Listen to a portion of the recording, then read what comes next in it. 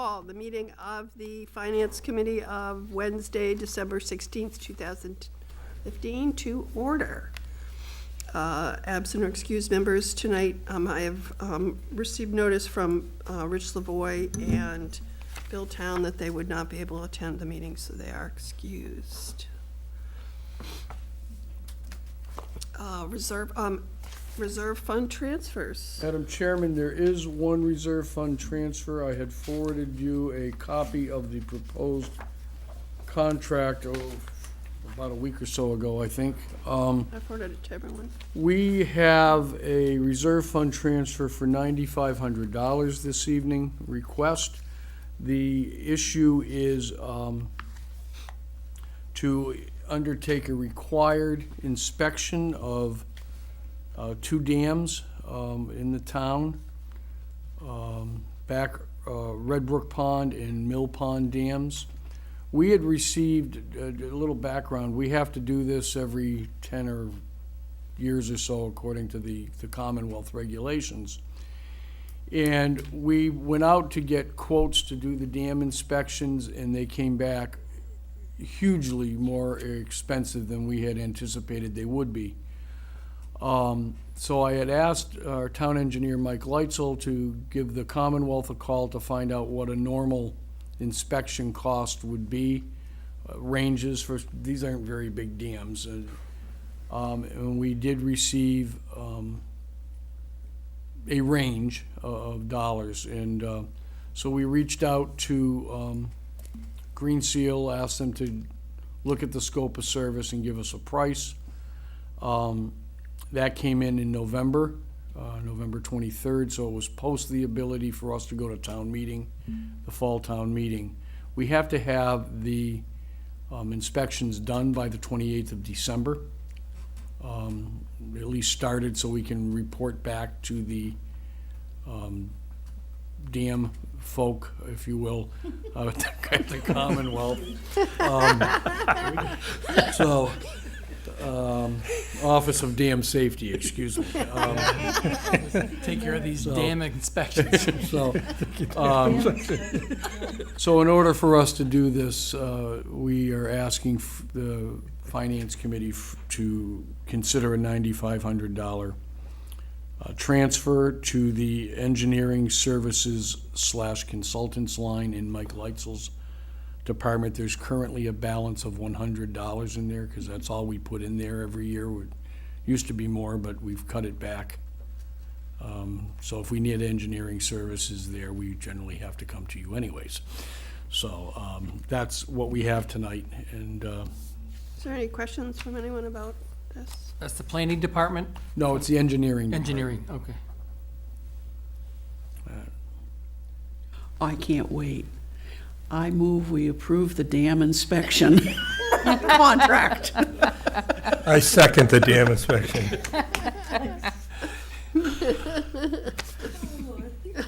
Kathy, could you hand those to the chair? And there are 4 copies there instead of 3. Okay. 'Cause Okay, is there any further discussion on the dam inspection transfer of $9,500? Okay, all in favor? Aye. Any opposed or abstaining? Okay, so we have 1, 2, 3, 4, 5, 6, 7, 8, 9 in favor. Okay. Appreciate the committee's consideration on that. I want to thank you for giving us the information in advance. I think it makes it a lot easier to understand. Is there something, that was the first time we had done this, Yeah. is there some other way you'd like that? No, I thought that was perfect. Was everyone good with that? Works for me. Okay. Yeah. Might need to borrow, oh, I do have a pen, okay. Okay, next item on the agenda is approval of the minutes of November 30th, which we just got recently. I don't know if everyone's had a chance to read them, but that is the meeting that we had on the Safer Grant. Nice. I'd move approval. I read it. I found them very thorough myself. Second? Any discussion? All in favor? Aye. Any opposed or abstentions? One abstention. Okay, moving right along. Just so you all know, Carol Mitchell had a conflict this evening with Zoning board, right. where she was doing the minutes and it would still switch to a Wednesday. So she will be doing the minutes, but she'll be using the DVD from the filming, which is one of the reasons that we are filming tonight. So, Now, this was her inaugural meeting of the zoning board of appeals, so. you know, and I forgot to say my little thing about is anyone audio or video taping?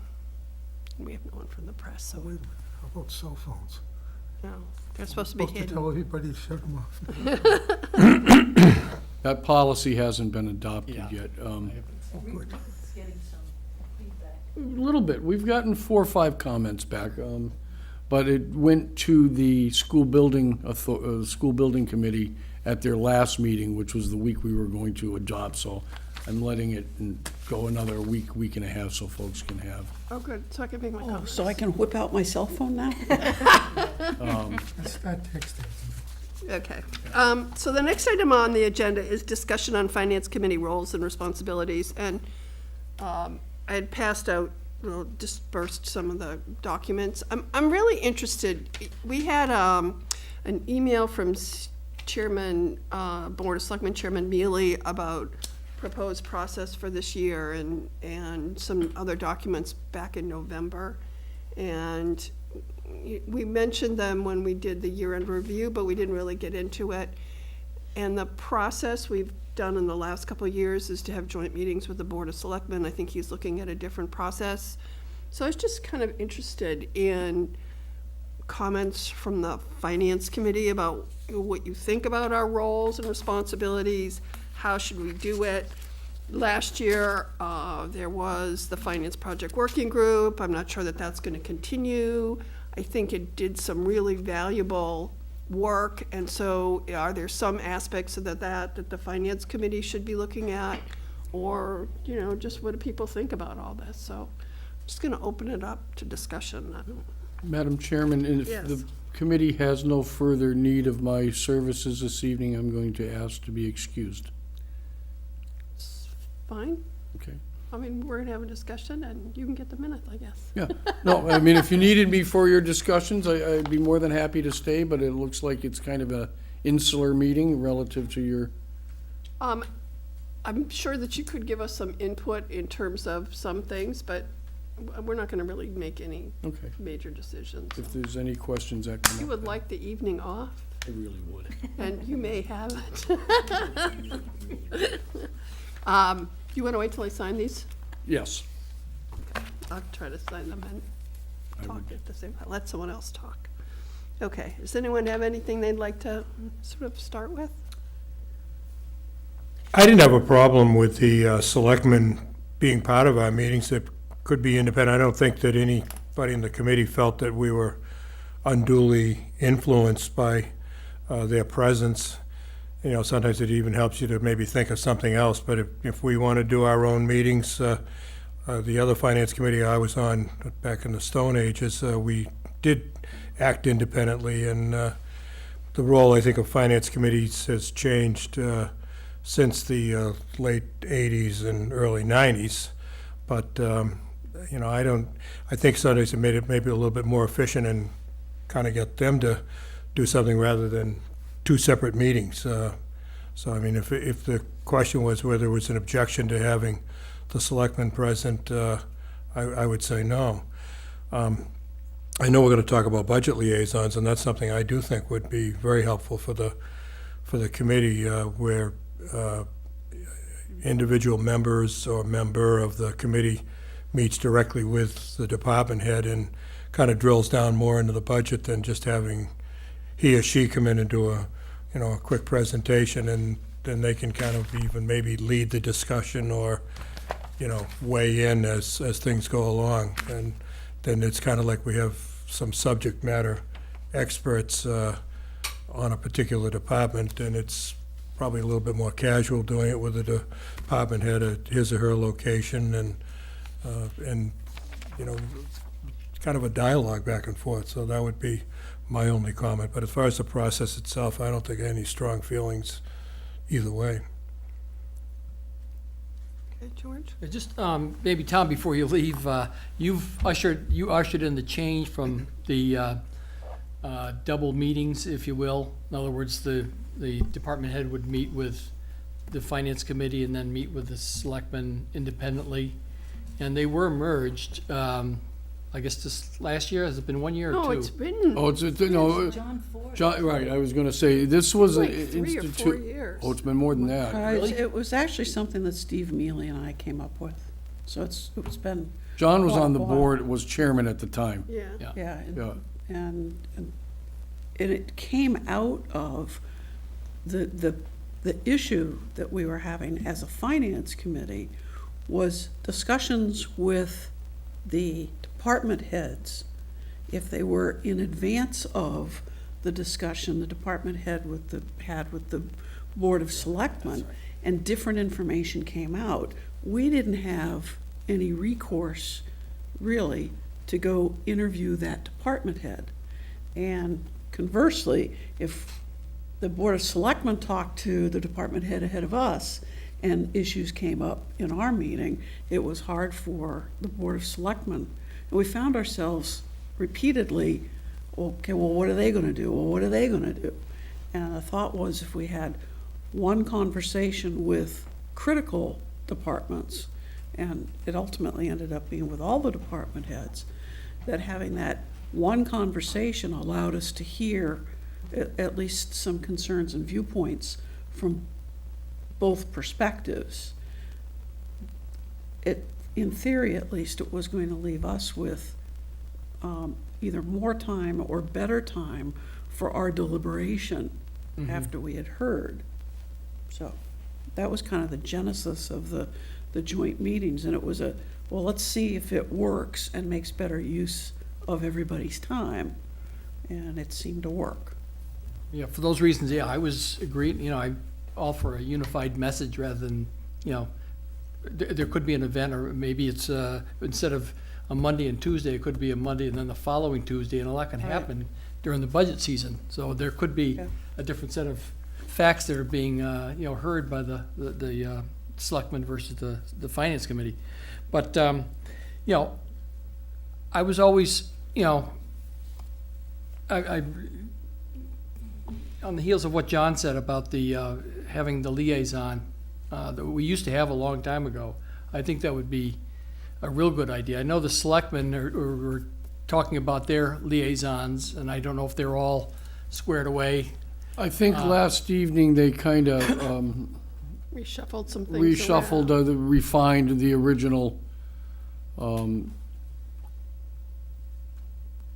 tasking that they were looking at. So I think that they are complete at this point. I'm not going to speak for the board. That came out from the board. I found the joint sessions to be helpful. It certainly is, from a staff time perspective, it's also helpful that they're not out a couple of nights, but that's minor in the scope of things. I've been thinking about something, though, and I kind of am racking my brain. When we changed from the town meetings that used to be the third Monday in May, they used to be later in May, and the election was earlier. And then we switched it around so that the town meeting is earlier and the election is later. I'm not sure that we ever adjusted our budget process to reflect that change. Because one of the things that I think has been happening is that in the budget process, we're almost to like the end of the time, and we're still talking about budgets, and we're still trying to make decisions. If the process were moved up a little bit, so we jointly sort of like went through budgets together, but had several meetings where the finance committee could deliberate as a finance committee, I think it might be a little bit different. I think we're going through these budgets and we're getting to a meeting and we have to just like run through everything. Yeah, that's Seems what that the way. point I was making is that, Tom comes out with his message, or the budget message, where you have the budget assumptions and, pretty much, what we're looking for, our forecast for the upcoming fiscal year that, you know, of the budget that we're gonna be discussing.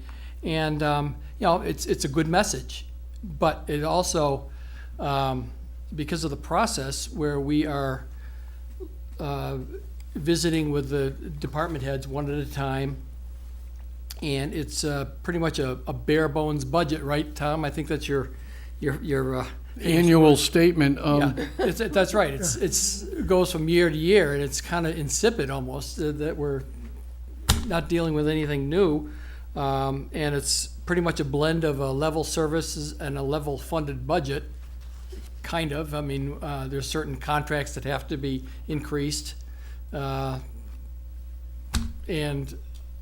everything else is pretty much level funded. And it's, that being said, it doesn't really have us probe, you know, it kind of lets you sit back and says, okay, well, I guess everything is going according to plan. If it's bare bones, everybody's going to be happy. And does it really prompt you to look further into the budget, especially if we haven't spent any time as liaisons in these particular departments? In other words, it sounds good, and it's easy, but it's almost too easy. I would rather be able to probe, but I would rather make sure that we have the commitment of the people Right. to be able to make the time to at least meet with the department head one time independently to get this information. Just, you know, find out, you know, do you have a lot of people who are retiring or something that's an outlier that does not happen every year that may have been overlooked?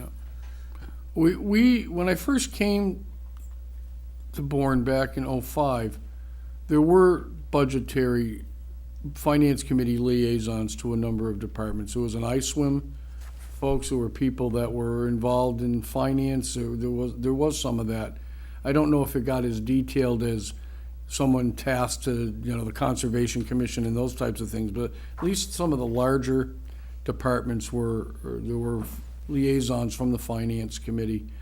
And I think that helped. One of the things I might suggest before you get into your deliberations, and then I am going to leave, Okay. is we used to meet the first couple of years. We would spend a Saturday down in the underbelly of the town hall, and as I recall, it was a joint meeting, and it was an all-day affair. It was before I was on the committee, so Okay. it would have been, were you?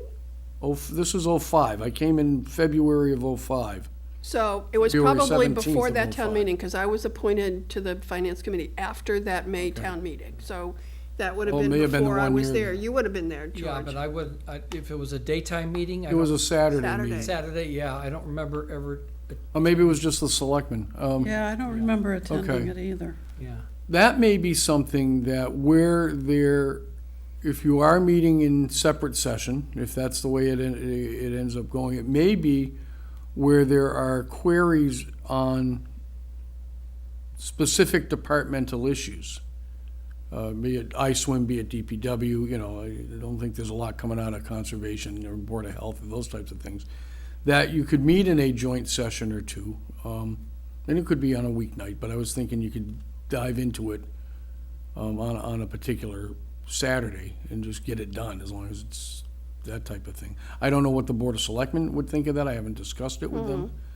And the other thing that I would ask is when you do set up your liaisons and you set up your meetings for your liaisons, just CC me on that so I know when those are happening. I probably won't be there, but it'd just be nice to know when they're happening, so. I will just say that when I was on the other side of the fence, when I was on the school committee and I was dealing with the finance committee, there was a subgroup of the finance committee, and we had posted meetings where they would meet with the budget subcommittee of the school committee, and we had maybe two or 3 hour meetings before the budget went to the finance committee, and it was a very detailed, thorough. They asked a lot of really good questions, but we were able to explain what was going on and the reasons, and we were able to work out and come to solutions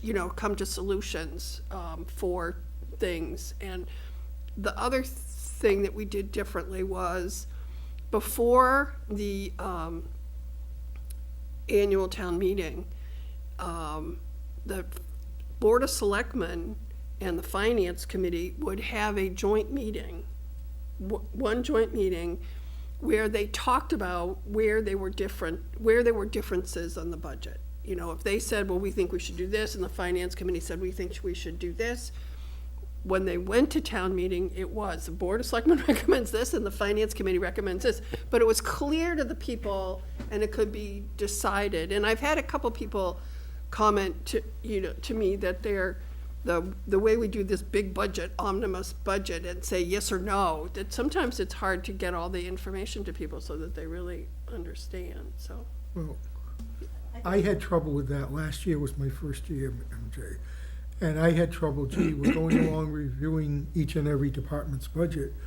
If we see a line item that kind of looks kind of funny, it's way under budgeted or whatever the story is, I would have thought we would correct it on the spot. But then the way you did it was at the very end, we had one vote on the whole budget. And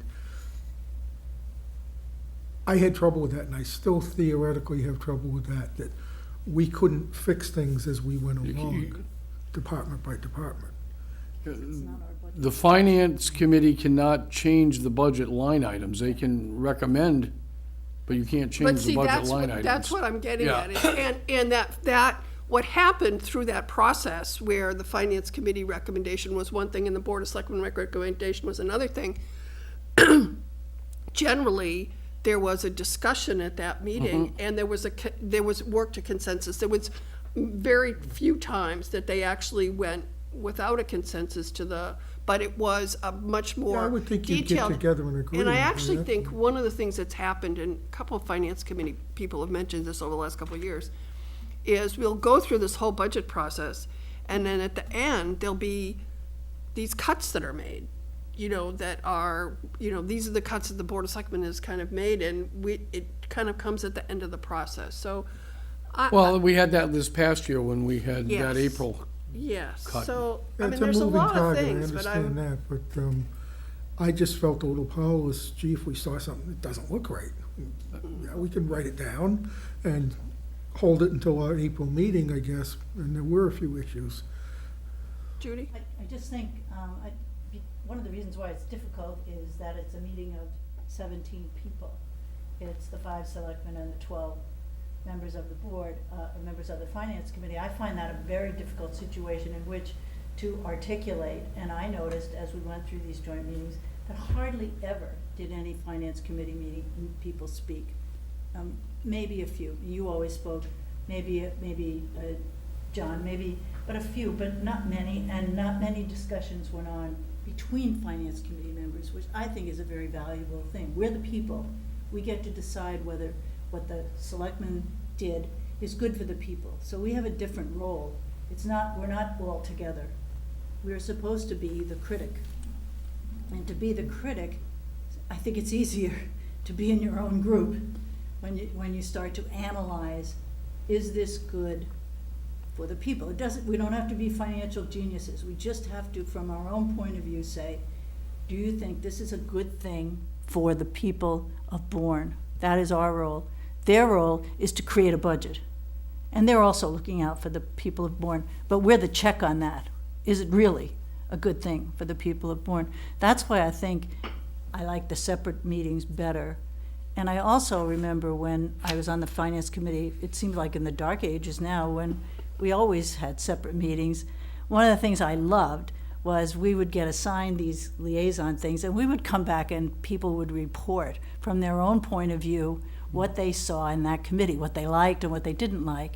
And we always had a huge understanding of what was going on. So far, I don't have really a good grasp on what's going on, because I sit at these big meetings. A lot's going on in these meetings, but not much is really involving me. So it's difficult for me at the end to understand what went on, but you sort of let it go because nobody else seems to mind.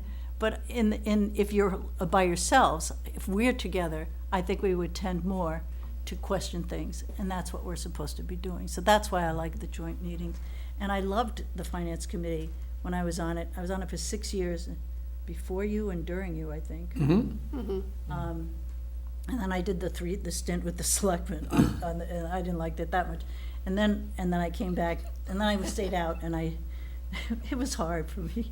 And I like this role much better. And I think it's a great role. And people really love the fact that there is a finance committee that you can go to and that can talk in terms that other people in the community can actually understand. And I think that's our value. So I'm thrilled if we're gonna have a few meetings on our own. There are people in this committee, I've never heard them speak in the time that I've been on since, and I don't know how long I've been Oh, on. we've had a couple meetings now where people have spoken. Okay, now we We've had had a the one- couple two, maybe two. non-joint meetings. Yeah, the couple of meetings that I really liked were the last one we had. I thought it was fabulous on That was a good the meeting. firemen, and we had one on, a short one on the override. You know, I don't think we gave the override its real due in this committee. I think we did, doing that in the joint committee also, I thought was difficult for me. It was difficult for me to say things that I really wanted to question in a large group. So that's all, that's my opinion, and I don't care if you tear it apart or not. I don't really. George? Yeah, just on the heels of what you said, that November 30th meeting it was a focused meeting. On the and SAFER it was, grant.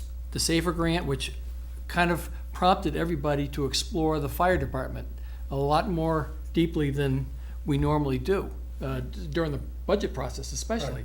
So I love that. it was great. Jeff, you missed a good meeting, but it was basically, this is the kind of your wheelhouse. Yeah. But it also forced us into, we're dealing with the SAFER grant, so you really had to drill into the staffing issues and the overtime and ambulance revenue, things like that you normally wouldn't do. And it was just one department, and it kind of was leading to one particular meeting one day. It wasn't like meeting after meeting after meeting. So that was kind of an ideal situation. And like it or not, we have to deal with a budget where we have to look at each department, week after week after week, and it's a lot of work. But this was kind of an ideal situation. But if you can just remember what happened during that meeting, there was a lot of institutional knowledge that was gained during that one Right. meeting, I think.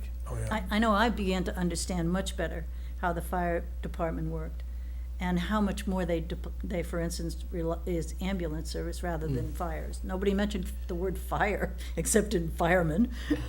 So they didn't worry about that because I guess there aren't that many fires anymore and there's tons of ambulance needs.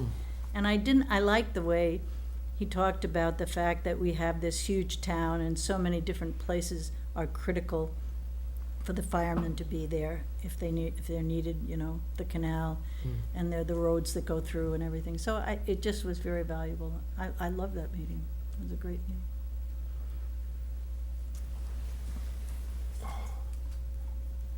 Anybody else?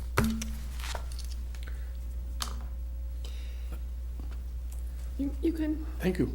okay, I leave you with one thought, though. okay. As you look at liaisons, it sometimes is very helpful if you go to an area that isn't your comfort spot. I agree with that. Good point. So something that you may not be as attuned to as something else. And you stick with that for a couple of years, and then you move to something different. I think it is good to switch them around. Yes, and, I think, because in the end, you learned everything. um, I thank you for your time. Thank you. Thank you. Thank you for the night off. He's leaving Welcome. before you I'll change give you a it. call, Tom, and kind of if we come to any conclusions, just so we can talk about it. One of the things that, when I was looking at the Bourne Finance Handbook, which definitely needs to be updated, and I would really like a couple people on this committee to kind of sit down together and go through it and come up with some revisions, so we update it and we make sure Mary that, Jane, do we need it? The handbook, now, I think that was done before we had a charter or before we had, I think it's a good thing. I mean, it's not, it's smaller than the 174-page Association of Town Finance Committee Okay, documents. okay. It has wording from the charter in it and wording from the bylaw in it. It talks about process a little bit. it talks about, one of the things that was interesting, financial reviews, reviewing the annual financial results with the Director of Finance at the end of each year, along with the Board of Selectmen reviews the town's audited financial results with the independent auditors at the conclusion of the annual audit each year. And I think last year we got the report, but I don't think we had an audit meeting. I don't remember an that we audit? did. I don't think we discussed it much. And I think we got the report from the audit. Everyone got the report? Did everyone get the audit report? It was one of our Yeah. first meetings, if I remember right. It was passed out, but I don't think we had the auditor come in and speak to us last year. Oh, no. No, we did Didn't? not. I don't think we That would be barely neat. discussed that report. And so I definitely think we should have the auditor come in.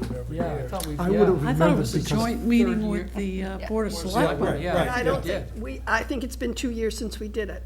You sure? 'Cause No. No, it never happened since I've been on. I'm sure we never discussed it last year, because Yeah. Yeah. I'm See, I'm you have the people that accountant were all my not- life, I would have Yeah. remembered.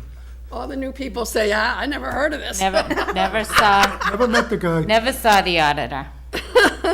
Well, I just look at the findings, and I don't remember, I think there were, the year before, I think there was like one really innocuous finding, I think the finance department was supposed to put together a manual, like an accounting manual on, what to do if somebody was not able to come in, and that's Yeah. certainly needed, but that was the only, what I would call substantive finding in that whole audit report. And I think there was one since then that had a few other minor findings, so I thought we did Money we put have one. aside for pensions and that sort of stuff was discussed. Yeah, OPEB. And I don't know if that's- that was 2 years ago. or Yeah. not. I think it was 2 years Was ago, it? because I think then last year we had the woman come and explain OPEB. The woman that does the actuarial Yeah. stuff came to a joint meeting, and we Yeah. had that discussion, and that came out of the finance project working group. Yep. So I don't think, I think we got the report, but I They don't must think have the just done it with auditor the came. selectmen, because they must have to come and do every year to the, to I- the selectmen, I would think. I don't know. Mark Twain once said, it's a sign of age when you can vividly remember something that never happened. And I- But it's because I- I've been to yeah. a number of them myself, but I just, I Yeah, I don't. thought we've seen that, Melanson and Heath used to be the auditor, and I think we've seen this, I mean, Tom would be here, Right. be able to answer that. I think he's done the audit, at least 3 years. Chris And I is the could- guy that does. Yeah, it. that's right, Chris was, Yeah. yeah. So I'll follow up on that to see. It's if- Clifton and Larson. Yeah, yeah, Right. yeah. it's- The other thing it says is Don't know Really whether reviews, they're thorough, he with gives a me, good but I do. report, too. I reviews ISOM financial reports on a quarterly basis. That's kind of interesting, because I don't know when was the last time we really It's been, did that. No, it's been, That's And we pretty- used to have, That's as you- pretty detailed. We used to have, as you said, that ISWIM group, and the ISWIM group, the people that were assigned to ISWIM would go and meet on a regular basis and delve into it. And I don't know if anyone. last time I did it was with you. There had I like did 3 ice of us, swim I once. think. But I mean, you rotate, so I did ice swim once, I remember Right, that. right. And I did I think public Hal was still works. on the committee, Yeah, because we yeah. were downstairs in the basement of Town Hall. And then we also did one over at Icewood.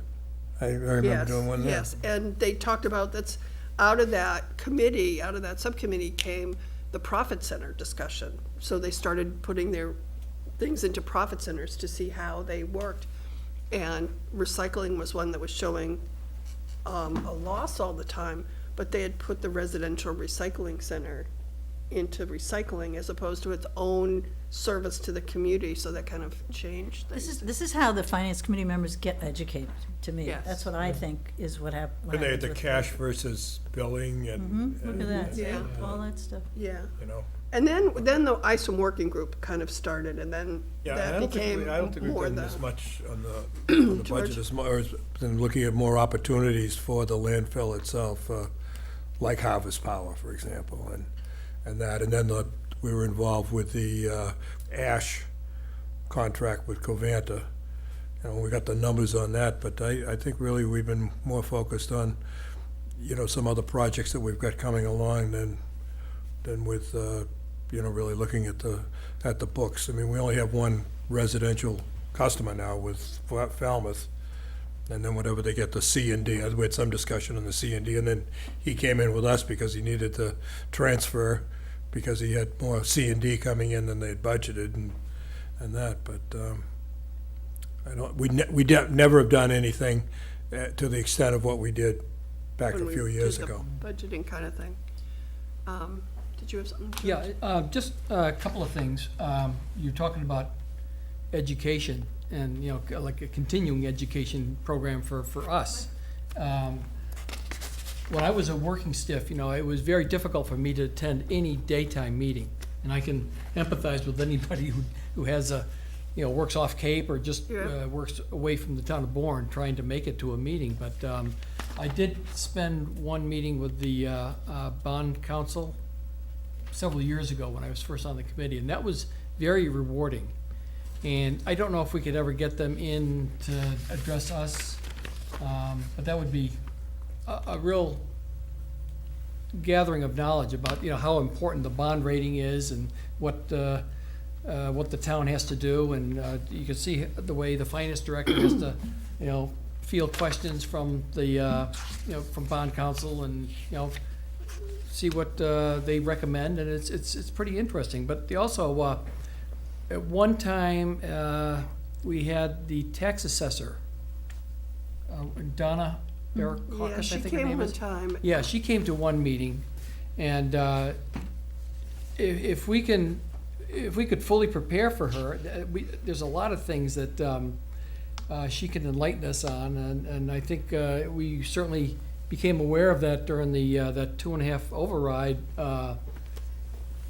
initiative back during the summertime, because a lot of people were asking, you know, well, what's the basis of this average tax burden increase that we're gonna have, and what's it based on? And we were, I know you got engaged in a lot of Facebook discussions with people about our tax rate, and Bourne does not have the lowest tax rate by any means on the Cape. However, we have very close to the lowest taxes Average tax bill. to average tax bill on the Yes. Cape.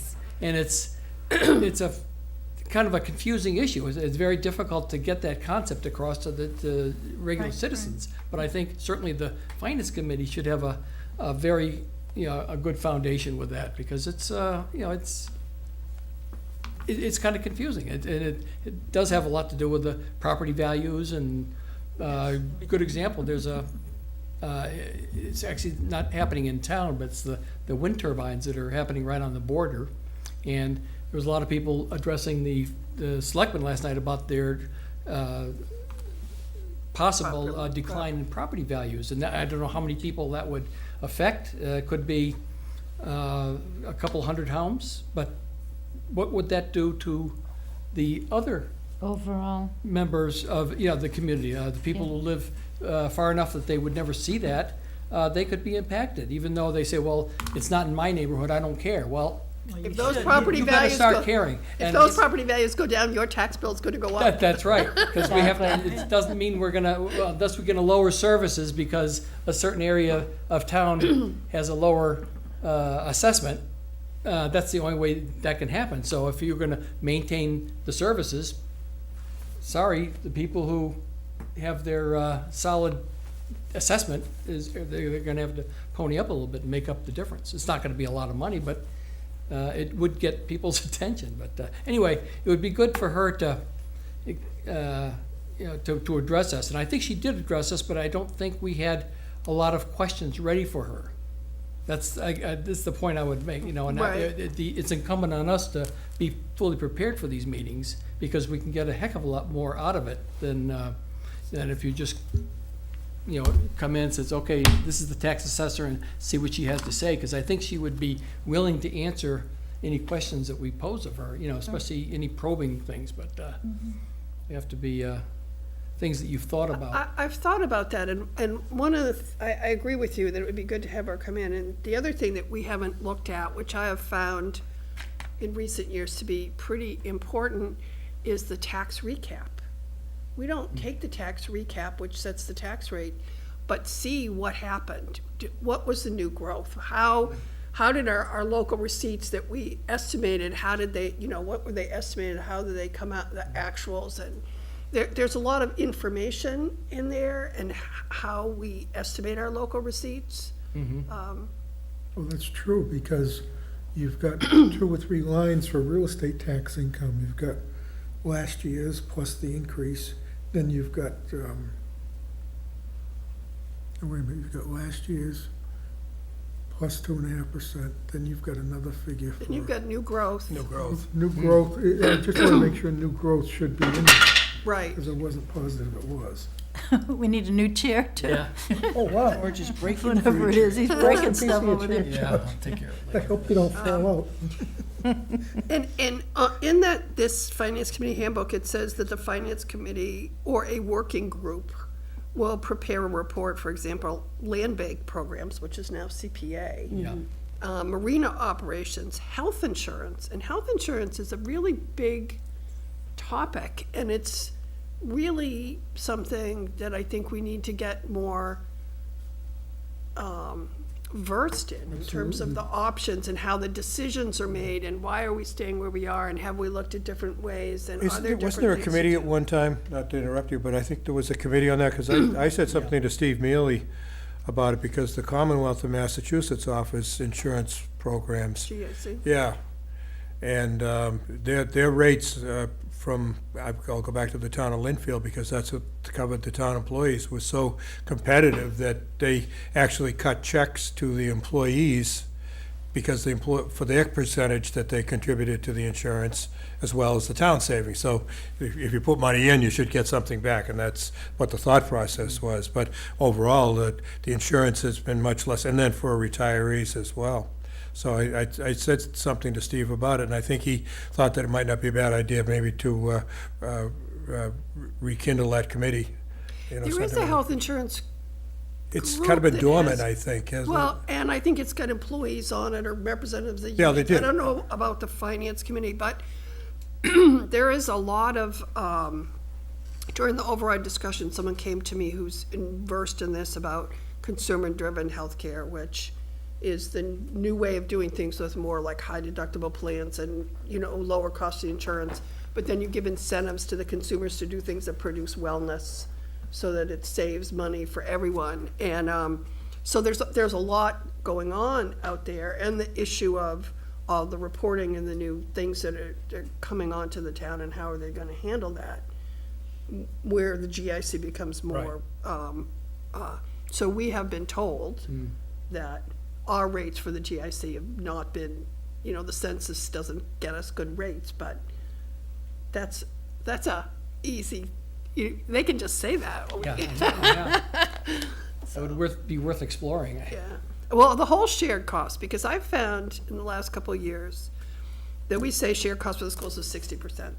But the schools have had some question about that. How does it get figured? Is that what it is? How do we know that?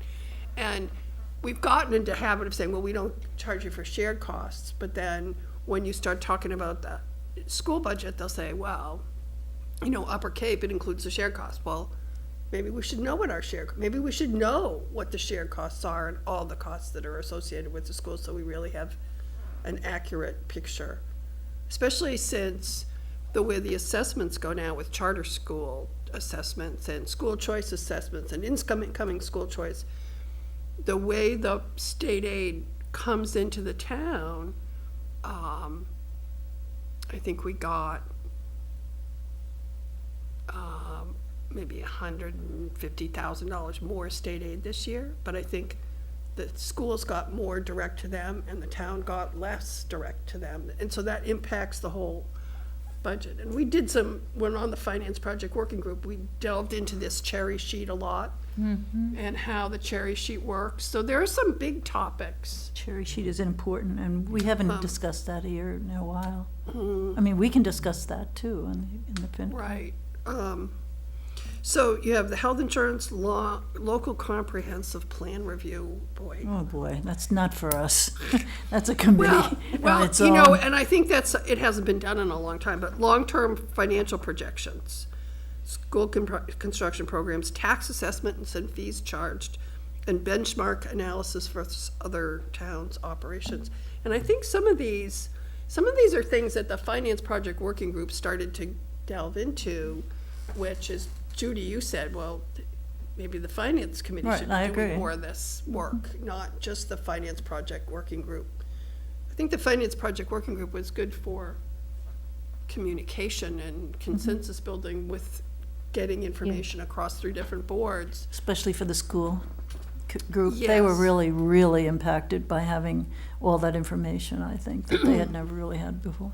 And I've thought about, Judy, when you were on the bylaw committee and they changed the way the capital project the capital outlay committee was put together to try to encourage more of the long-term thinking and getting into more bigger ideas, which the capital project outlay committee has done a lot of. We started doing tasks, long-term, the police station, then the school building, and long-term plan. We started looking at bigger topics, which sometimes help you analyze.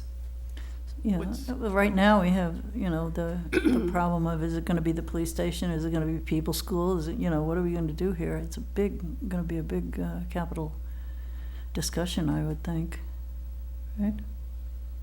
Who's on the capital anyway? I don't even know. Do we? Jay and me. John and I are from the finance committee. John O'Brien is a member. Rick Mastria is a member, and we have a vacant position since Bill Ware passed away Wow. last spring. So there's 5 members? So there's 5 members. 2 of them are FinCom members and Yes. 3 are at large? Is that what it Yes. is? Yeah. So, And we meet Wednesday mornings. that's good. In our new DPW conference room. Yes. So, so I'd like to maybe sort of bring this together. I think, and actually, I think Dick had suggested that we should go back and look at the Finance Committee handbook and maybe update it, some of the things, like it's not 15 members anymore, that's just a charter. Right. And I think that's like a little subcommittee to kind of go and do that and come back to the committee with a draft, I think would be a good idea. Of the, what is it that we're, Looking at the Finance Committee handbook, okay. because I think that when we did the Finance Project Working Group, we came up with some benchmarks for timeline, and I think it's important to have some of that in the committee's handbook, so you can really understand. So, that's one thing. Well, I remember skipping through the pages you emailed me. There was one place that said the finance committee members have the authority to go question virtually any employee in the town. Or they could go through Well, the books of the town are open to the Finance Committee, and so that's departments, to go. I it mean, may we have can't- I just mean, said treasury Well, I don't think it department. actually says you can just go Go and start questioning someone who's an employee. No, because we've had some You have to- problems with that Yeah, you in have to the go through emails. channels. for There's that. gotta be you've Yeah, gotta it's go not through appropriate channels. for us to But, just you can. scurrying around. No, we I don't. think that, You're right, Judy. I think the books, the departments are open to the town, which means if we have a question, or if we have liaisons, and there's a question for the department, that we should ask the question to the department and copy the town administrator so that he knows, and then can get the information. Generally, I've You're found. absolutely right. And if we're, one of the things we did for questions before is if we were having a department come in, if people had questions, if they got all the questions to the chair, and then that were dispersed out. That way, if 4 people had the same question, they weren't getting 4 different emails asking the same question. It was going kind of through the chair, through the town administrator, to the department head, and then kind of coming back. And I think that's, Yeah, that was I think that was your initiative, Michelle, Might have- and that was a great idea, but the trouble is with that is the timing. You'd have the Monday night meeting, which sometimes goes till 9 or 10 Yeah. o'clock at night, and then Yep. the deadline for really getting the question for the next week's meeting would really be like on Wednesday Yeah, to got- you, because you gotta would give have the to department head call time them to and forward, prepare. and then they'd have to prepare it, and then they'd probably end up preparing it on the weekend or Monday Yeah. morning, and I think, I don't know, how was the response as far as, given we had between 12 and 15 members at the time? light, or, Light. yeah. And then I mean, we could do better. I mean, that's our failing, you know, is that we didn't make more time to do that. But that's the way to go, is stop this duplication of work. Or, you know, try to force yourself to think of a question during, you know, a meeting when you're looking at the budget for the first time. And some of it comes out after I would say most of it comes out after. That what will happen is you'll have the meeting, you'll meet with the department head, Yeah. you'll get the information, you'll think about it, and a question will come afterwards. Right. And then you need to get the question answered afterwards as a follow-up, and that's probably more of the,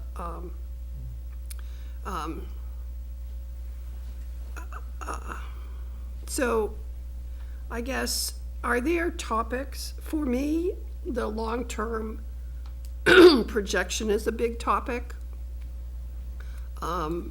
I think, revenue is a big topic.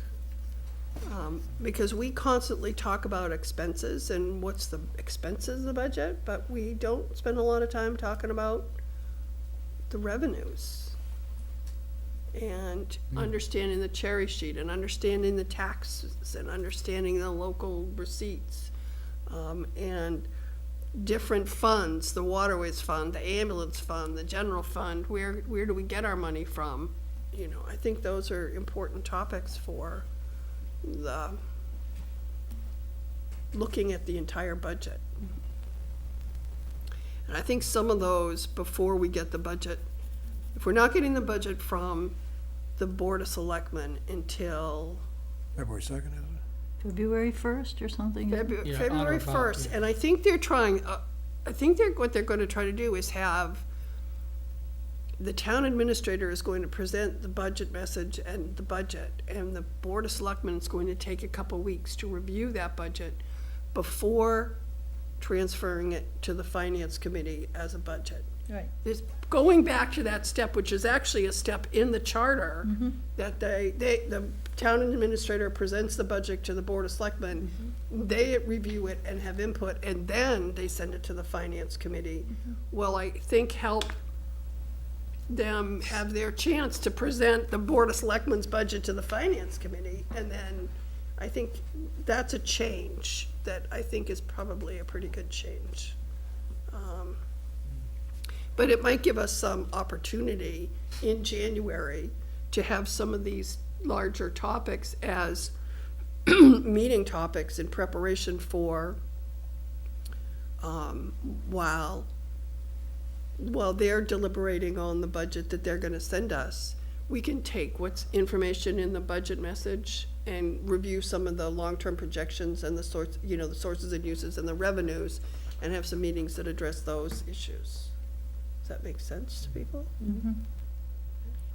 I do have a question. If we're not getting the budget until after the selectmen review it, how much time is that going to give us to review? Is that Well, that for gonna one thing, strain? you can watch them on TV and get some sense of what's going on, right? If they're reviewing the budget. So you will be it won't be like, oh, gosh. You'll sort Yeah, of I would know. say that's good. I would think that either we'll have, some members of Finance Committee should be there when they're doing their budget. And I don't know how they're gonna do that, whether they're gonna bring in that period of time department heads in, Yeah, they so that probably it's will. before it goes, so that's when they have their department head discussions. I don't know. So I'll think about, and if anybody has particular topics that they'd like to have covered in that sort of January point of view, I think we'd be a little bit constrained, but one of the questions is the meeting schedule. I was gonna ask that before we left. Are we gonna be Mondays or Wednesdays, or do you know yet? All right, so here's what's going on. I've had several conversations with Jen McGrail, who's the manager of the Bourne Community TV. And they are working on setting up the library at Bourne High School to be a live broadcast room, which would allow us, once it is set up there, to meet on Monday nights at the Bourne High School library and have live videotaping.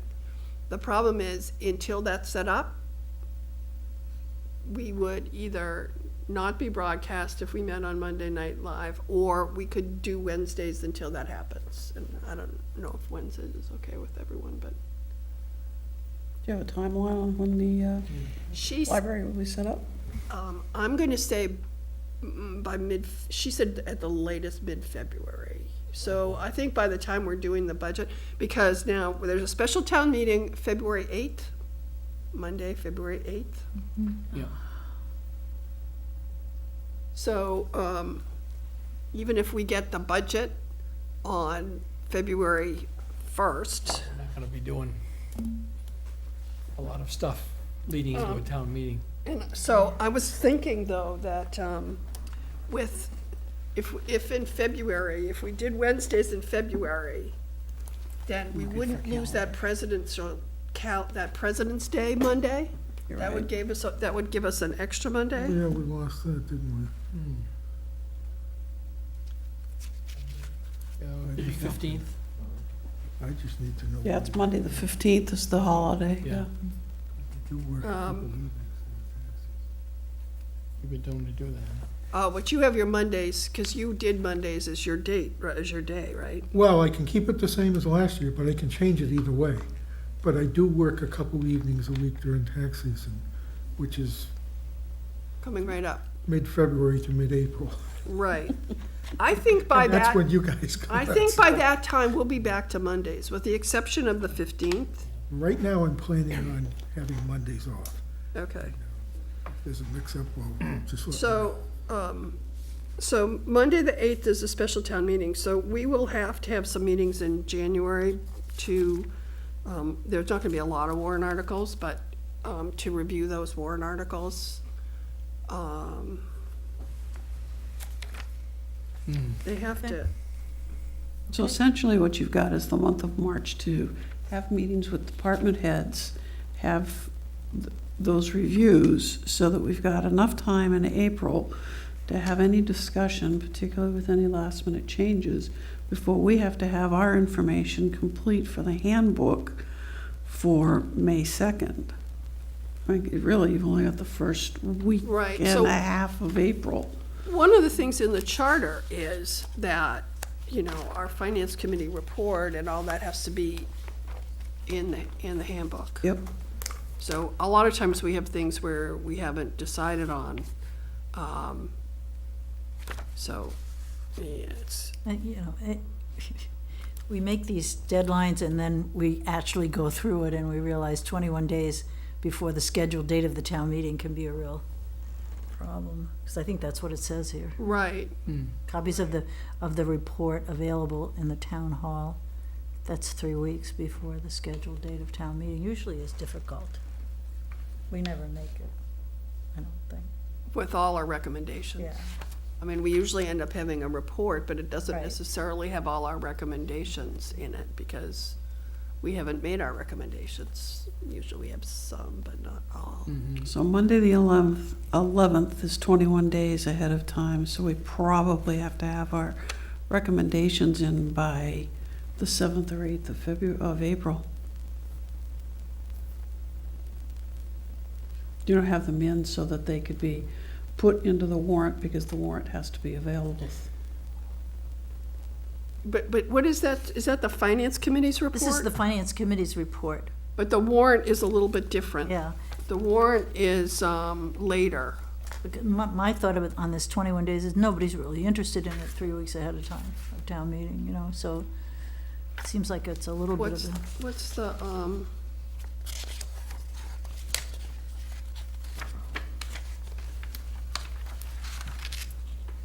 what's the warrant one? Do we know? I don't know.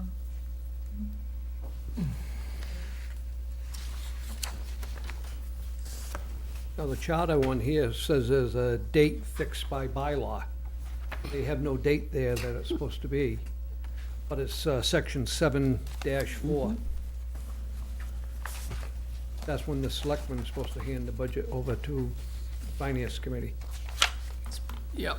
So the bylaw is supposed to Charter. contain more of the detail, and the charter was just supposed to be the By a overall. date fixed by law, what's that date?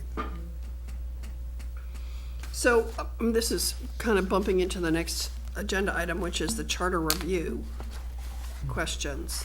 And I don't know if we want to talk about any of these dates as part of the charter review. We might not be ready to talk about it tonight, but I think that so 21 days before the town meeting, the finance committee report should be available to voters. April 15th, the voter handbook goes to the printer. It's about then, because 15 days prior to the annual town meeting, the voter handbook shall be available to the public not less than 15 days prior to the annual town meeting. So,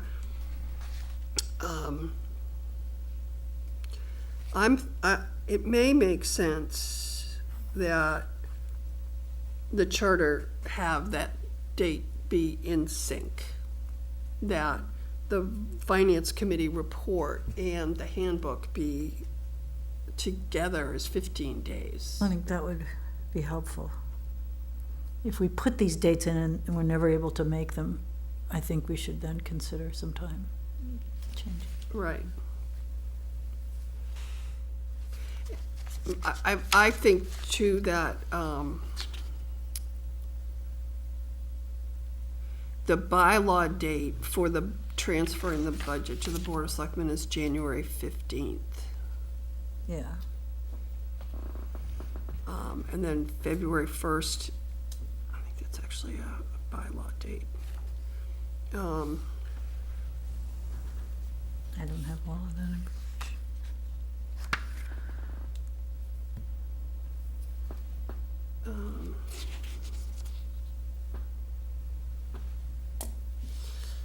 Okay.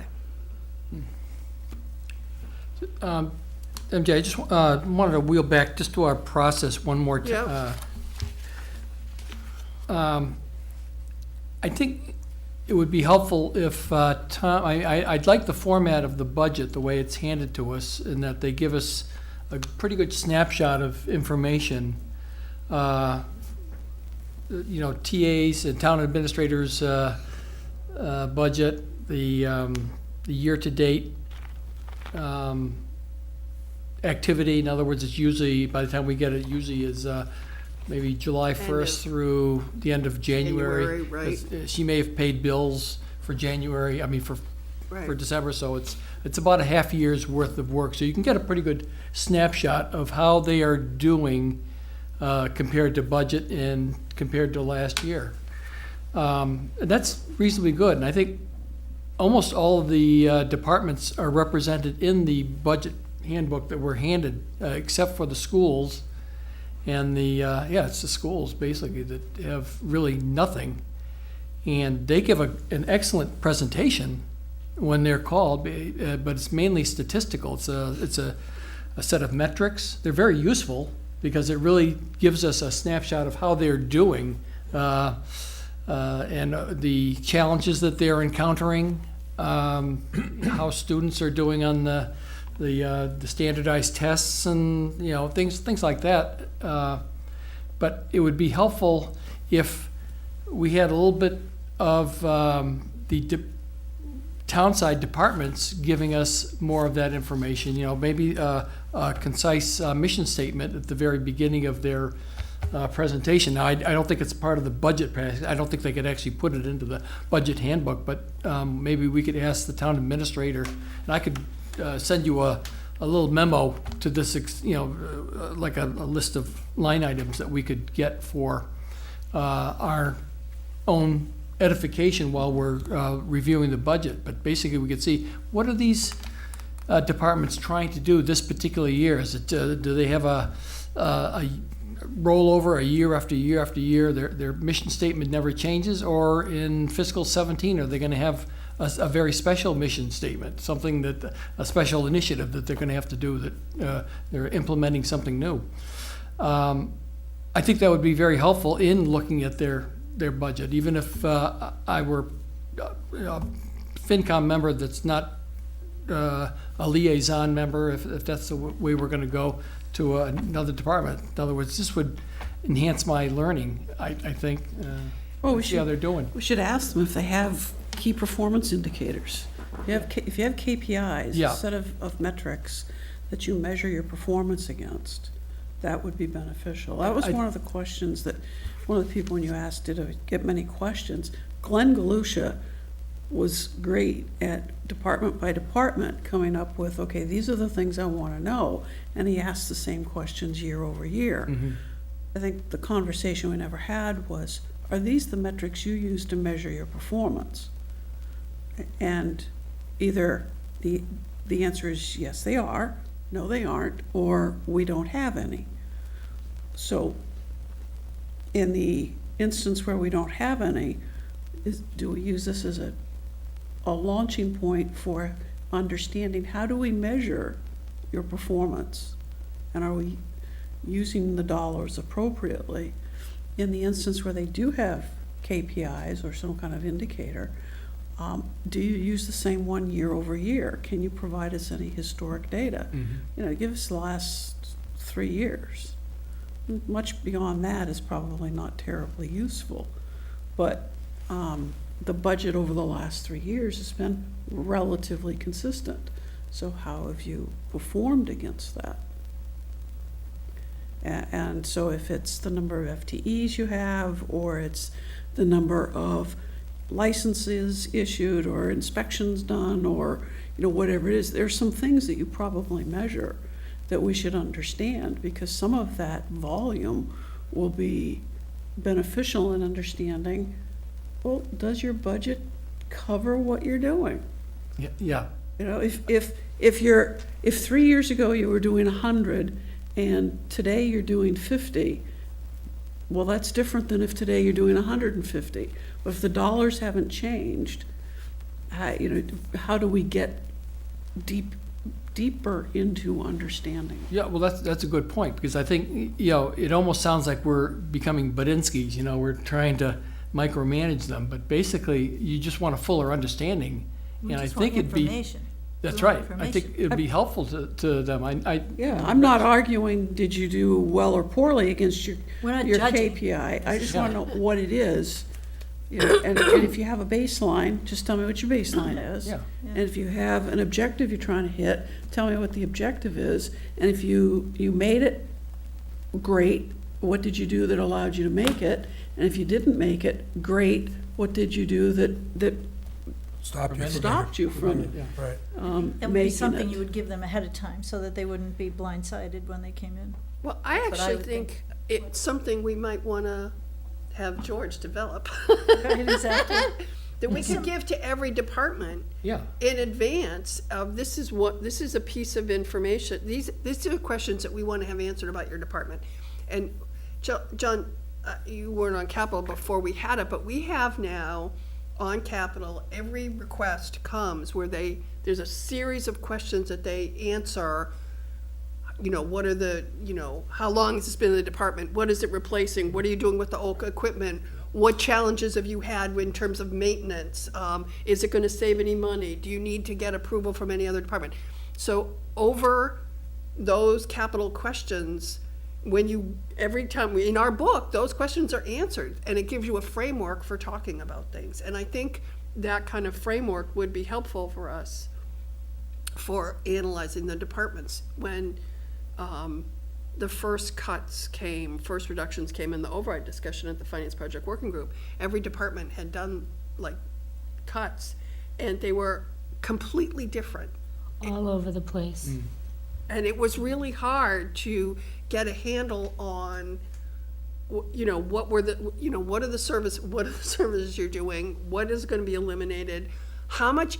One of the big questions I've been asked over and over again about certain things that have been reduced in the budget is, what would it cost for us to keep this?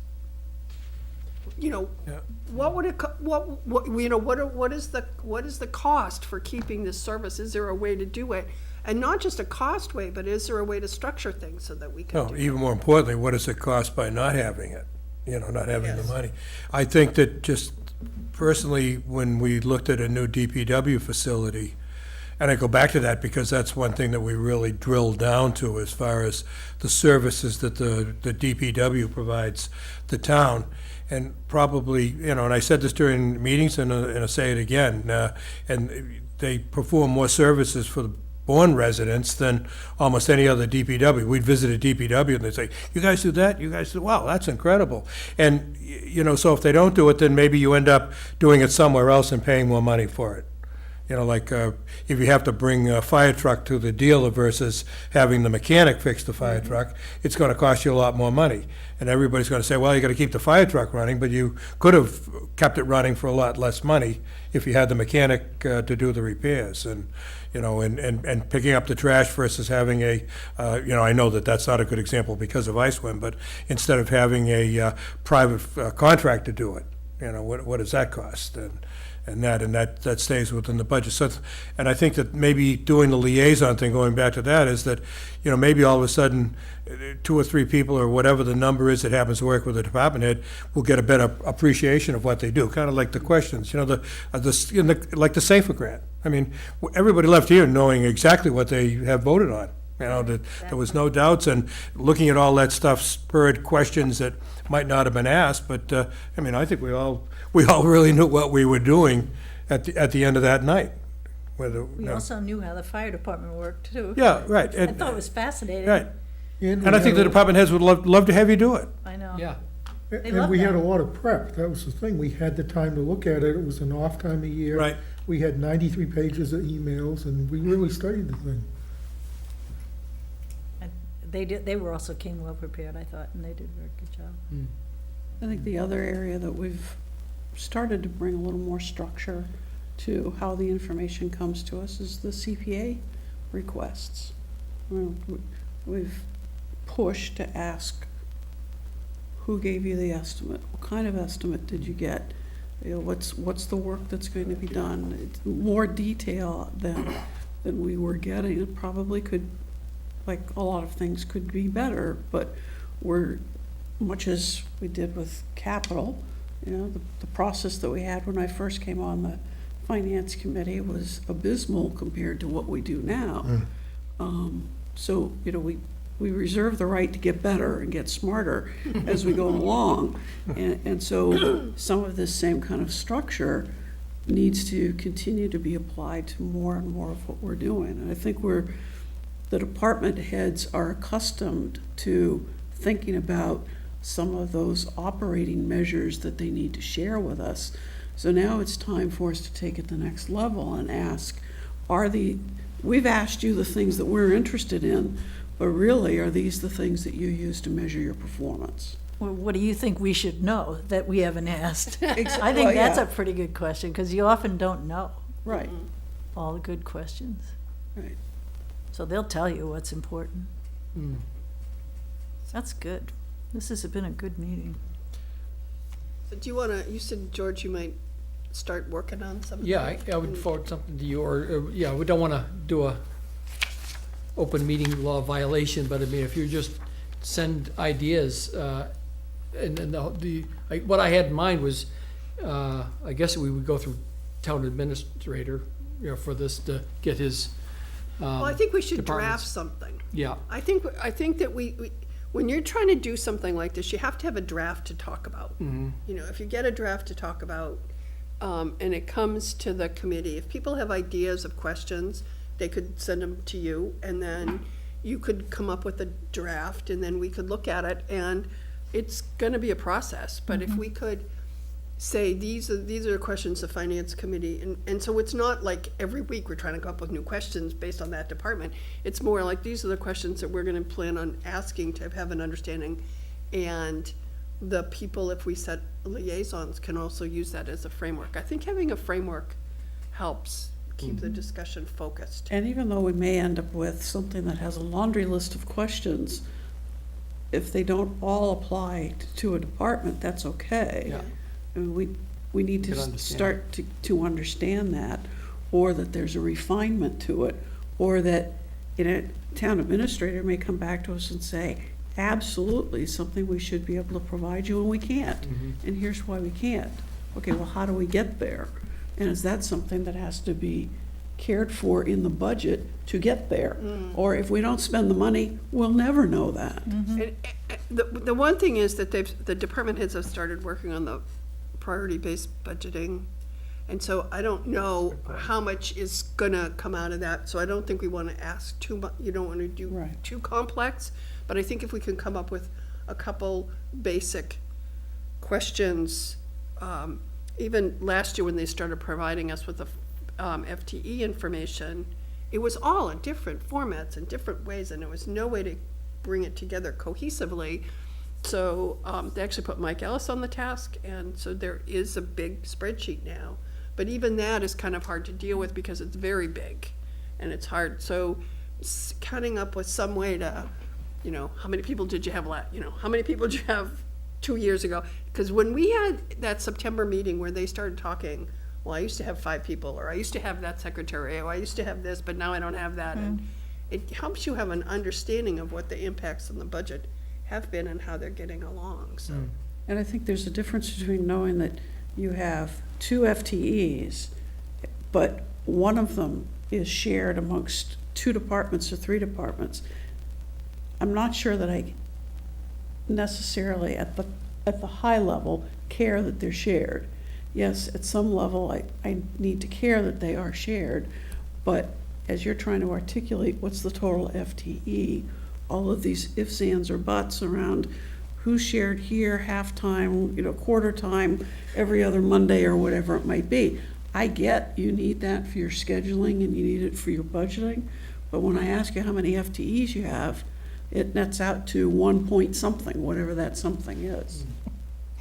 How will the priority-based budgeting affect how we interview people? What will be, do we know yet? Or?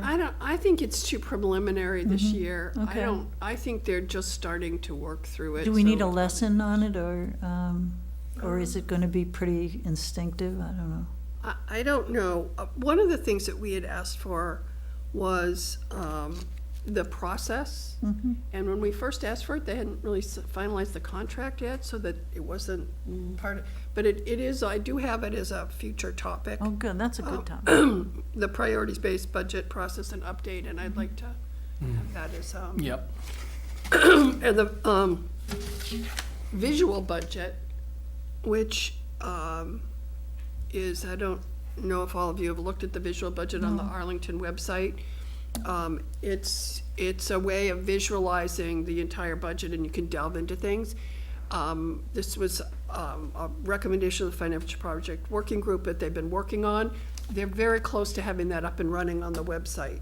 And they had some rounding things that they had to work on, so they thought it was gonna be up this week, but by the end of the year, it should be ready, and it'll be very interesting. Who is doing that? Well, Linda Marcelli is working with the visual budget people. Okay, I never heard of visual budgeting. This is news. Go to the Arlington Arlington website is website. incredible. It's really something. And you can Yeah, we see it, saw the and it's program. really cool, because you can put in, well, I pay $6,000 in taxes, and they'll tell you, well, you pay so much for education, and so much for police, and so much for fire, and you can delve into it to see what the cost, what are the costs associated with, and what percent of the budget is. It really takes the town budget and makes it visual, Okay, so that you can get an easier understanding of it. And it answers a lot of questions, a lot of common questions that people have. So it'll be really good, I think, once we get it up and running. So, I think for this effort that you're gonna start, George, at a minimum, I think we need to know total number of FTEs. And I think we need to know the transactions. It's, if I'm in a department that issues licenses for something, well, how many of those are you doing? Some of those volume metrics will help us understand. I know it doesn't apply to all of the departments, but there's some, like, how many building permits did we issue? Because that translates into work and people that need to do the work, as well as support tools to do the work. Oh, you're right. Some of these departments issue hundreds in the summer and nothing in the winter. That's right. Yeah. Yeah, so they, And, but. And the but- fire department has to do inspections. Right, Right. Real estate transactions. And a lot of this information, it's kind of interesting, a lot of this information is in the It's town in the town report. report, yeah. Town report. So it is information that they put together, and but it's not information that we generally sort of look at, and I think it's important I think you're right, I think it's an important metric. And having it in a consolidated fashion so that we can look at all the departments. I think having a form Together. where we put where they fill in, you know, so that it's gonna come in a way that we understand will be helpful. And first pass is just, give us the gross numbers, perhaps, make it easy, before we start trying to dive into seasonality, or whatever the variables are that affect what you do. Like, DNR, like, how much gas did you pump at the marinas, and by the time the end of September is over, that's it. It's Yeah. July, August, September, maybe a little bit in June. But that's it for the whole budget year, so that whole revenue, all that activity takes place for the first 2.5 months of the fiscal year. It's and like then- recreation and the lifeguards. Right, yeah, things like that. Beach permits and shell fishing permits, they probably all, I may sell 500 of them, but do I sell 300 of them in 1 month? Right, which is probably, and what does that person do? Unless Yeah. it's a seasonal employee, what do they do during the other 8-9 months? You know the statement, if you build it, they will come. I was looking at planning and economic development. We're talking about wastewater. And you're reading about things in the paper, and they're saying, well, we can't do this because we can't handle the wastewater from that facility. And you look at how much money could be involved in a business and what it could mean to Buzzards Bay, and yet you can't do it because you can't handle their wastewater. Now, I know we're moving along on that particular project, but, that might be spending $10 to get back 50, presumably, I think the experts have to come in and say, well, this is what would happen if we could do this, but right now, we just can't. Well, interestingly enough, Close. we are getting close We're getting close because, to the 1,000 gallons. and I'm not sure that, 10,000? I forget. what- It's but- been discussed at the Board of Selectmen, the Board of Sewer Commissioners meetings, but the wastewater advisory committee has been working on the project at Queen Sewer Queen Sewer Park. Park, no, I So know. that whole leaching thing is done, but the Cape Cod Commission has mitigation funds that it gets from projects that are done in Bourne. And there was money sitting in these mitigation funds that they've tapped into to do the engineering for the packaged treatment plant that would provide 100,000 gallons, is it? 100,000 gallons per day. And use that leaching field, and that leaching, the part that they're gonna use is what empties into the canal, not into Buttermilk Bay. So that's moving, and it's moving quite quickly, and I Yeah, think. 2 or 3 years, I think, it takes a long time, longer than you think. They just don't come and dump it in there. But also, they're gonna provide room for a second one, just in case our big project falls through. You see, that's the problem. The big 10-year project with Wareham, and Right. that's a fabulous project as well. But that depends on Plymouth and Wareham, as well as our contribution. This one is just ours, so it's a I love being on that committee. The people are absolutely, it's just a great committee. Wes Ewell is so knowledgeable, and he's really done most of it and I think we're gonna have it. I think we're gonna get this, and we have some people already lining up, to do some projects. Good, because then you got the possibility of the T. So that, Well, I'm not sure I that's, don't know, it's getting shakier and shakier. That Well, one. actually, the Well, T is very interesting, because when Operator. you compare the project, Green Line project, which is all new track, land takings, it's a hugely capital-intensive project, to the T here, where our tracks are done. They've got a platform that if they do the waiver so that they use the existing platform as opposed to building a different platform, there isn't there isn't a lot of cost involved in doing it because the infrastructure is there. And so that's a big difference between the Green Line, which is hugely controversial and difficult and, you know, whatever. So there are three big projects that have come to light and gone through and talked to the planning board, I believe, for Buzzards Bay for that. So, if it ever, from the moment I came into town, we've been talking about developing Buzzards Bay and cleaning it up. And I think we're getting to that point where it's actually going to happen. I find it so unbelievable. They have two exciting. projects that the Board of Sewer Commissioners have granted wastewater to. They have one that's in line. I mean, they're in line. There isn't Yep. enough capacity now, but if someone else backs out, they're like next in line. So there's a lot going on, and I think that's gonna be good and helpful to us. If we can increase some of our revenues. That's right, exactly. Then that really helps us a lot.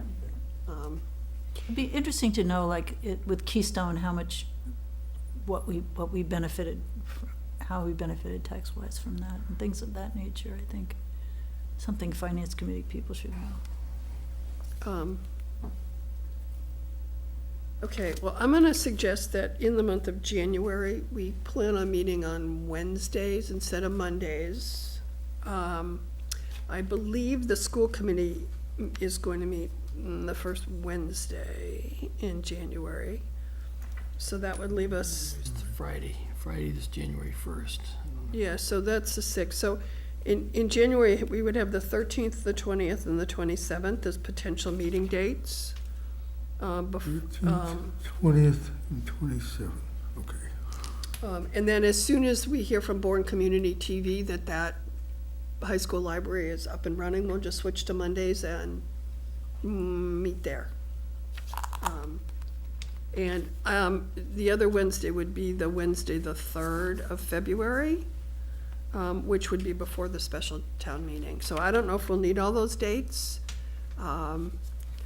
If we can have that, if we can work on this checklist thing of information at one of those dates, if we can talk a little bit, the finance handbook might take a little bit more time than that, but I would like, I'd like to have a meeting maybe where we talk about the information that we'd like to have included.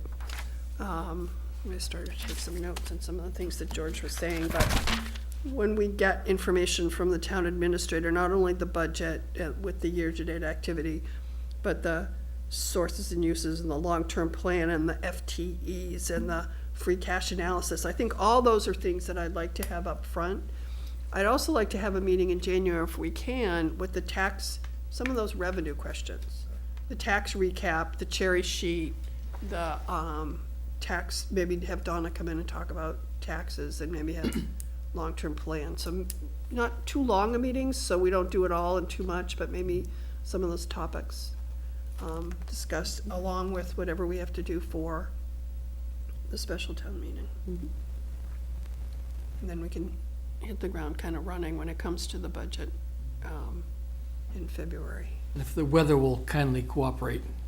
If you remember Yes. what the difficulty we had in scheduling that February Yes. town meeting last year. But Yes. it's gotta be easier this year. So Can't be like this 2 years February in a town row. meeting is specifically for the changing of the ice swim thing, Well, isn't there's- that what it is? Right, that's the main thing is. The main reason why? I think there's Changing to three single particular stream? thing. There's the single stream question, there's budget adjustments to FY16, which I think there are going to be some recommended changes. And there also may be a warrant article relative to the additional land for ice swim. I don't know if that's gonna happen or not, but, so I don't know what else there is. The private petition closing is December 28th, and the warrant closing is January 19th. So it's a special town meeting, so it's pretty close, so. We won't know until January 19th what all the things are.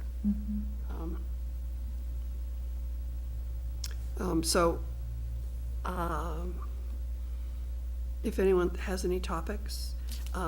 In terms of the liaisons, I don't have the final list of liaisons from the Board of Selectmen yet. But if people have something that they're interested in and would like to work on as a liaison, one of the ways that we may do it is have the Board of Selectmen liaison and the Finance Committee liaison meet with the department heads together. So then you have two different people sort of hearing the same thing and, you know, going back then to both committees. And having two people from the Finance Committee can sometimes be a challenge because it's, you know, with the open meeting law, having one person is okay, but having two, but so when you have them from two different committees, kind of makes it better, I think. Yeah, that was the biggest challenge we had, why some of these committees died off, was the open meeting challenge, till they made some recent changes. It was so restrictive that we just couldn't do it. And if we find, that there, I don't know if people think that a more in-depth review of any budget where you had multiple people doing it would be beneficial, but maybe we just start with the one person and one FinCom, one selectman, and then see how that goes. And kind of evolve it. I do hope that we have some discussions towards, in this process that would allow us to coordinate with the Board of Selectmen, maybe more towards the end of the process when we get to the real decision-making afterwards. Yeah, but two finance committee people wouldn't create an open meeting issue, right? Well, you know, That's not a quorum. it's not a quorum, but there was some sort of question when they Yeah. had the no open meeting law, where they became very sticky about Yep. more than one person meeting outside of a meeting and talking about things on an issue that's going to be before the committee. I mean, we can go to have coffee and talk about whatever, you know. I never Baseball. quite understood that. And I'm not It sure didn't it's make sense really to me. true. Maybe we should I check mean, with it didn't Barry make and sense. find out. That sounds like jury You duty. know, you want me to do that? Sure. Yeah, I'll ask him, because I Get think. a clarification, because Yeah, I I think mean, they really, are, there is- I know that Don Picard and Jerry Ellis are working on public safety for the Board of Selectmen. So they are gonna be two of them. So if it's okay for two people, then I'm more than happy to have two people do it Two together. people I is think just it's, more interesting. 'cause It there's is. two That different is points of almost view. so Yes. subject to interpretation, though. You almost have Yeah. to give somebody like, if Barry is that knowledgeable, just tell him, this is the scenario Well, we he'll envision. probably give me the guy to talk to Yeah, I in the know. Ethics Commission. We yeah, should but have that's done it. okay. I mean, I think we'd like to have an answer up front about it. Yeah. And I sent out a list that was like some different things. I tried to group things as like human services or culture and recreation to kind of get, you know, in a group idea. And so maybe just let me know if you have any ideas of things that you'd like to do, and we'll do that at our next, we'll kind of review it and assign it at our next meeting. And if you have any big topics that you think we should be discussing as a committee, I'll set those up for the January meeting. Anything else on this? I will not be here for most of February.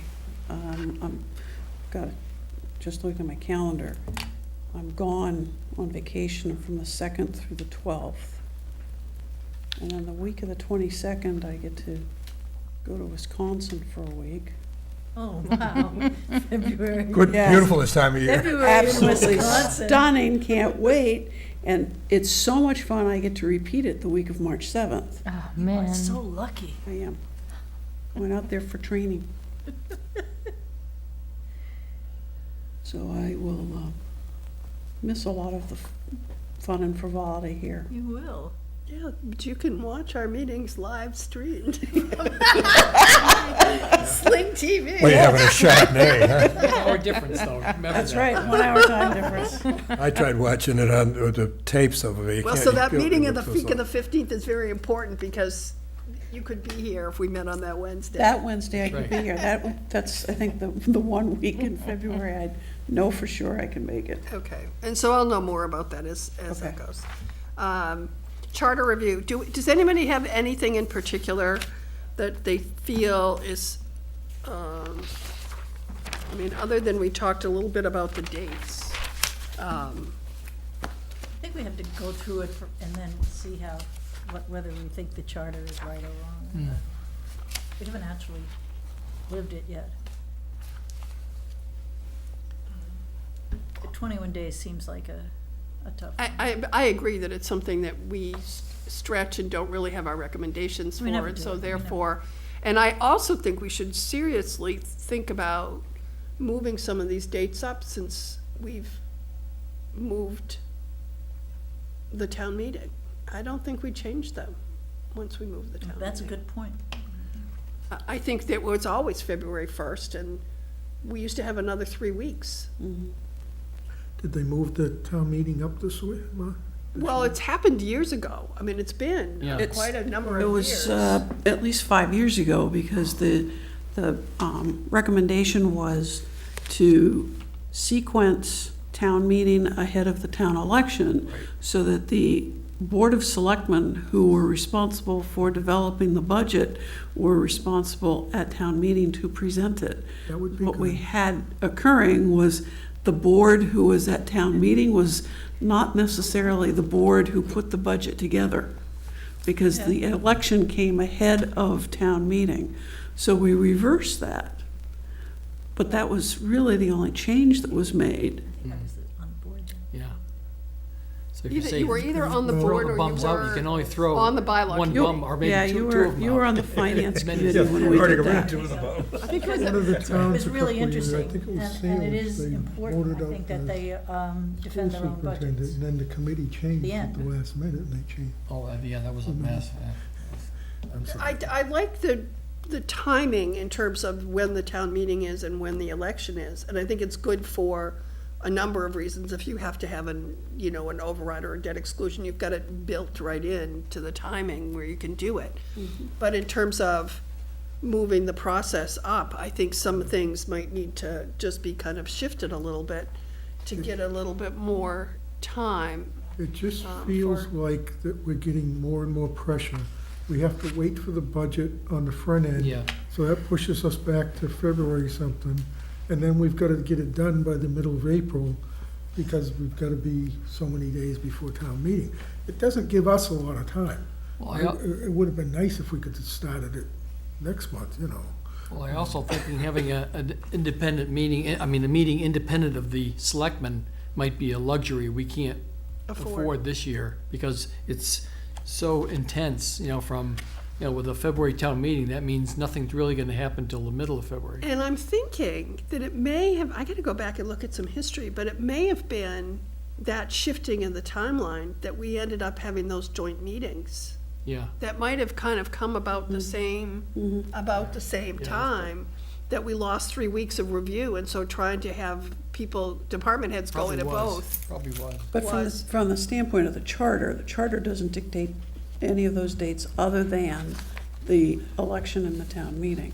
It just says that prior to the town meeting at a time fixed by bylaw. So what we're really looking at is bylaw recommendations For that adjustment of the timeline. for adjustments of timing. Let's push the town meeting back. You have a hard time pushing town meeting back much farther. Run into Memorial Day. Right. And We we've can got to do- have we've enough done this. time. We've done this under separate meetings before. I think This January is this has more of been a key, done. if we could do that sooner than later. I agree, I think that's, it's like a fire drill sometimes, and, if you have a little bit It more sounded time, more if we like could, we're getting pushed. yeah.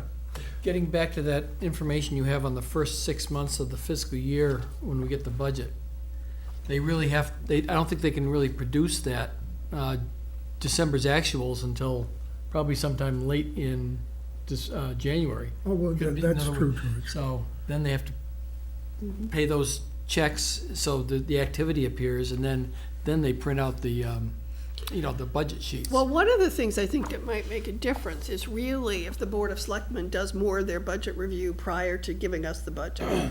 If they talk to some department heads and they do some of that review as in January and prior to giving us the budget, then, Peter, did you? That's the goal, is to so when we give it to you, it's your budget.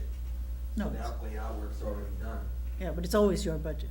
We're gonna criticize Well, it. You're trying to it eat up is the money. selectmen's budget when you give it to Yeah, us. It's that's not the right. town administrator's budget, it's the Ours selectmen's to budget. work on. Yeah, ours to work on. We're gonna yeah. tell you whether it's a good budget or not. So you are checks and balances. That's and exactly checks. right. Yeah. MJ, were you in the finance committee in Southborough? No, I was on the school committee. When did they start the budget process there, when you were there? We had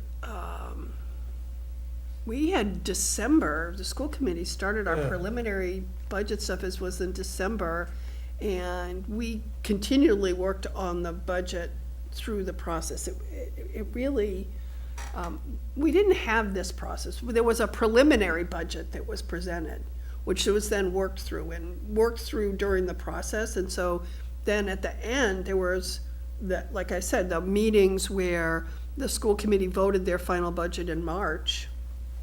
We had our public hearing, voted our final budget in March. And then after that, there were the joint meetings where we sort of arrived by consensus on a final budget. Now, their town meeting was in April.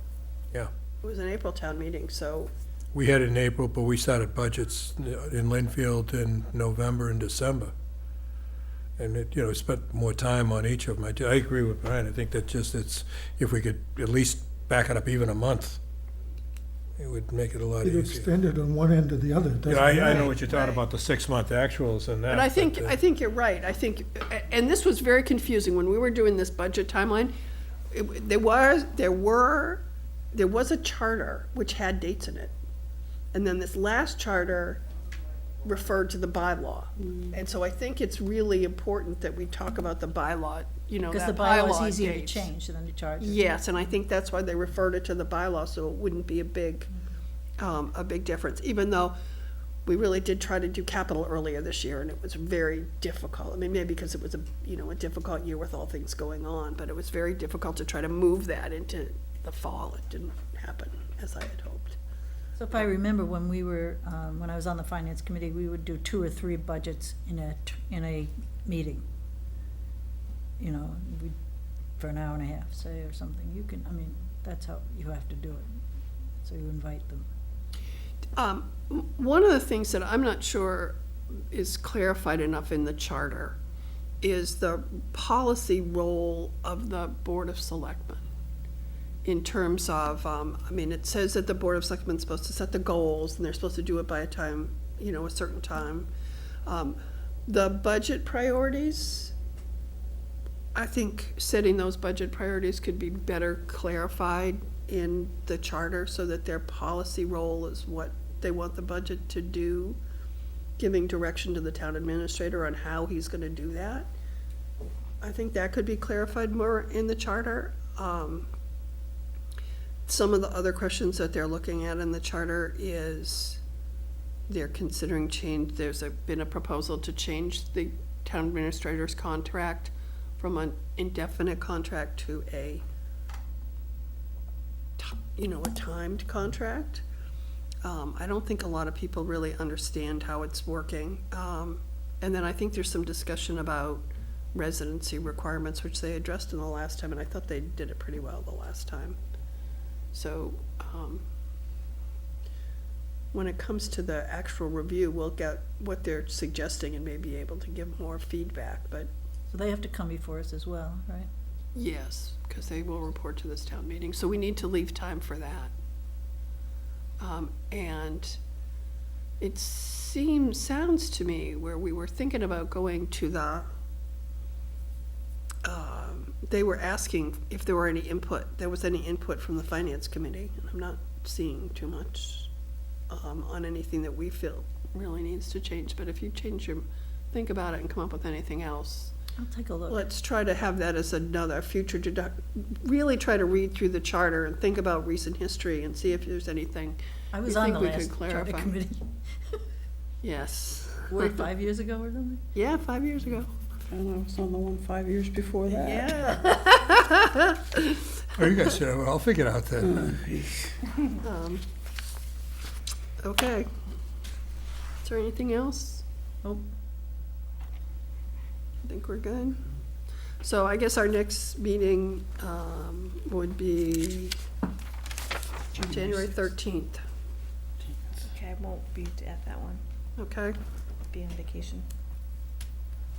You can come here on vacation. I'll be in Belize. 13th. Belize, That'll be tough. Belize, not did you Wisconsin. say? What do we, don't we have some kind of telecommunication we can use? Yeah, we could do a Face- remote FaceTime or meeting. something? Right. Can we do FaceTime with you? And I'll see what I can put together with the town administrator for discussion around the long-term projections or the tax revenue and some of the revenue issues. And maybe we can have a sort of a global meeting on that, at that meeting. Does that sound like a good? Okay, let's, Say again? For that meeting, just January 13th meeting, to have some of the topics of the larger topics that we discussed Yeah. being revenue, long-term projection, and, what else we said, but, it's good, okay, we've got our meetings, we're gonna do Wednesdays probably until we get back to Mondays, and, is there any other public comment? Mr. Mulvey? Speaking as an individual, the Charter Commission has met 5 or 6 times. Several of the selectmen have been in, some more than once, town administrator, et cetera, department heads. As this develops, the Charter Committee is attempting to take each article of the charter and review it among themselves. But as the guests come in, more and more of the discussion and the suggestions to subtract or add significant portions of the charter involve those articles of the Finance Committee, budget development, presentation at town meeting. The timing, increasing or lowering time elements. And as I say, the charter, as far as the FinCom comes, says you shall. So you're really talking two different things. One, the charter says you shall, but now as you spoke tonight, much of it is how you take and react to how you shall by your internal process of who you talk to and bring in. Whether it's, as you say, a review of the whole town financial, by an outside consultant, so on and so forth. But you're into two entirely different things.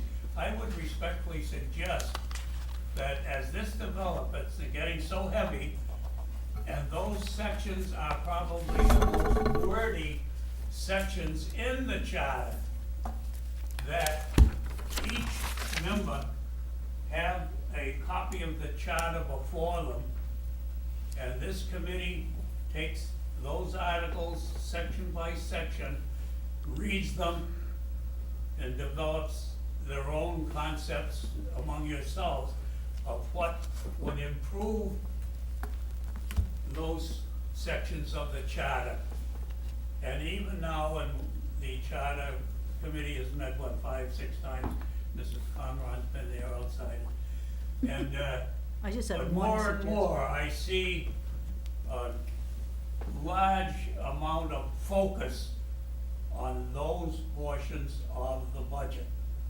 But it's going to require reading each one of those articles and subdivisions and understanding it, and then making, I would hope, your group, this is an individual now, would come in before the charter committee with those recommendations.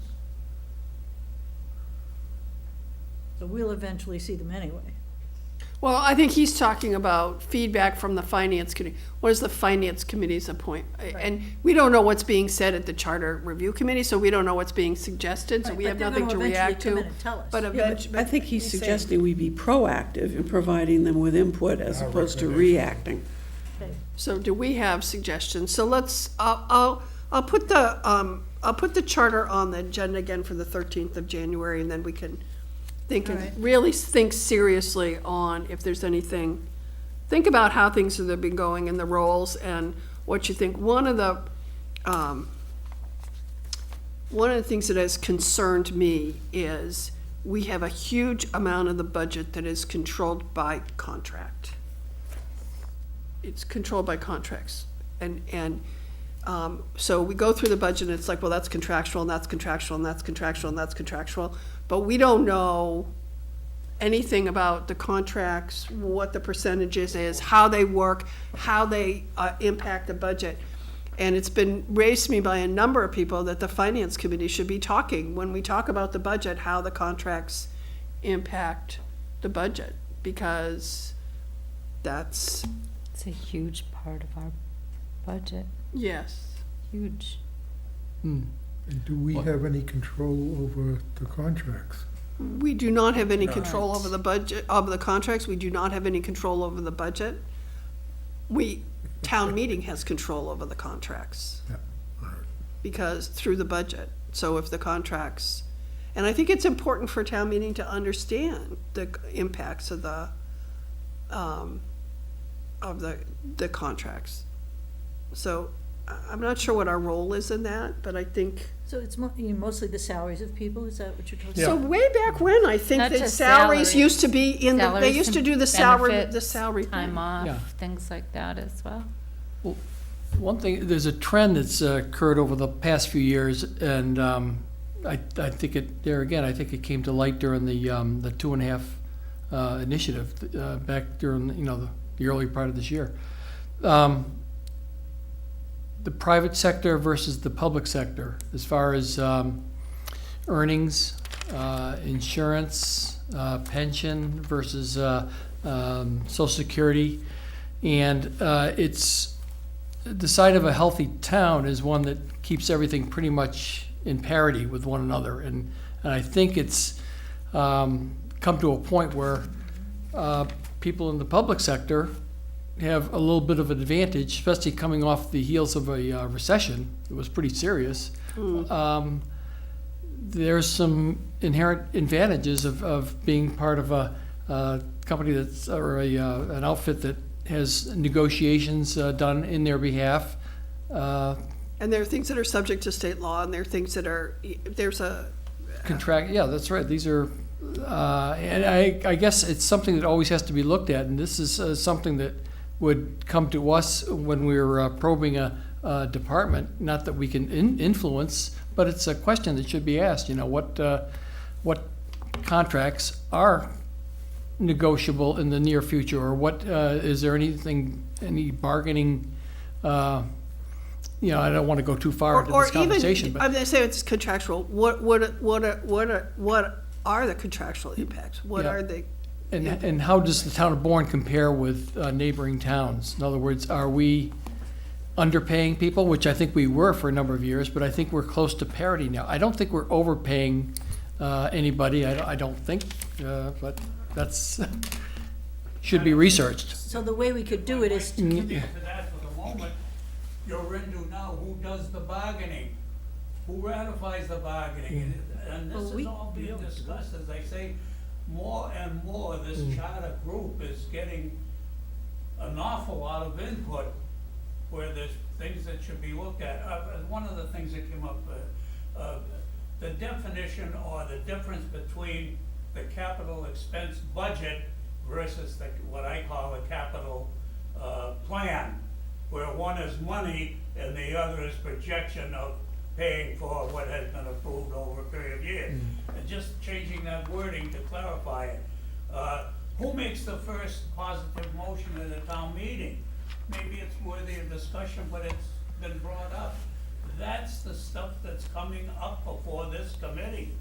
It's getting very broad. That's why I say you're particular in the budget and the shall of the FinCom.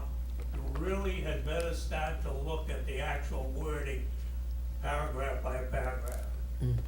All right, we'll put that on again. I do know that the process is very different here than in Southborough. The wages, the salary administration plan was voted on by town meeting every year. This is the wages that are, in the contracts, and had all the, and they used to do that, I think, in Bourne, and then they stopped because, when the charter came in. I don't know why. Never seen that done. I don't know. They just Contracts said were that they- always The kept. salary administration plan is But you different. can That's really the compare hourly. salaries and all the other things that result from the contracts. So you can know, our health insurance, is it a parity with other towns, or what else do we have that contracts do besides salary, like you just named a few? Vacation. Benefits, yeah. time off, that type of thing. You could take those things that result from the contract and compare them with other towns, but I don't think you can have anything to do with the contractual agreements. No. I mean, there's gotta be some, Be aware that's of it. between the town administrator and his employees, I believe. But I mean, I get, you can be lulled into saying, okay, well, we're negotiate the usual 2% or 3% or 1%. We And that could. is usually good for a while, but Yeah. is it in parity with neighboring towns? Not That's that the thing. neighboring towns Yeah. rule everything, but you certainly don't want to be an outlier. And how does it impact the long-term sustainability of the budget? I mean, that's Right. another, oh, I'm gonna, We should. we're gonna have to finish. end. We'll talk about, I did ask a couple of months ago a question at a Board of Selectmen meeting, what was the role of Finance Committee in contracts to request to the town administrator and, I mean, the town council, and I haven't got an answer. So I'm not sure what I don't think. what we the have role any. of the finance committee What, in is in terms negotiations, of you mean? presenting it, Oh. no, in terms of presenting it to town meeting, because town meeting is the approval of the contracts by the budget.